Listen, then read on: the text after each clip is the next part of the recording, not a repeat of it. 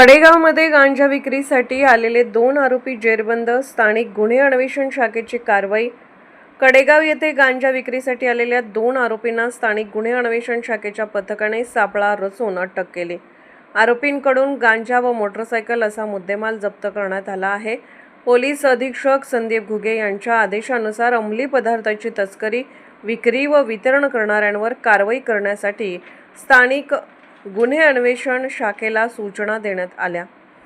त्यानुसार पोलीस निरीक्षक संजीव झाडे यांच्या मार्गदर्शनाखाली सहाय्यक पोलीस निरीक्षक जयदीप कडेकर व पोलीस उपनिरीक्षक महादेव पोवार यांच्या पथकाने ही कारवाई केली। पथकाला मिळालेल्या गुप्त माहितीनुसार 9 मार्च रोजी कडेगाव ते कडेपूर महामार्गावरील राजवीर मंगल कार्यालय परिसरात सापळा लावण्यात आला। काही वेळात 2 जण मोटरसायकलवरून तेथे आले असता पोलिसांनी त्यांना ताब्यात घेतले। चौकशीत त्यांनी आपली नावे विजय शिवाजी पवार वय 28 व अमीर युनुस मुल्ला वय 32 अशी सांगितली। पंचांसमक्ष तपासणी केली असता विजय पवारच्या सॅकमध्ये तयार गांजा आढळून आला। आरोपींनी हा गांजा जादा दराने विक्री करण्यासाठी आणल्याची कबुली दिली। पोलिसांनी गांजा व मोटरसायकल असा मुद्देमाल जप्त करून दोन्ही आरोपींना पुढील कारवाईसाठी कडेगाव पोलीस ठाणे यांच्या ताब्यात दिले आहे।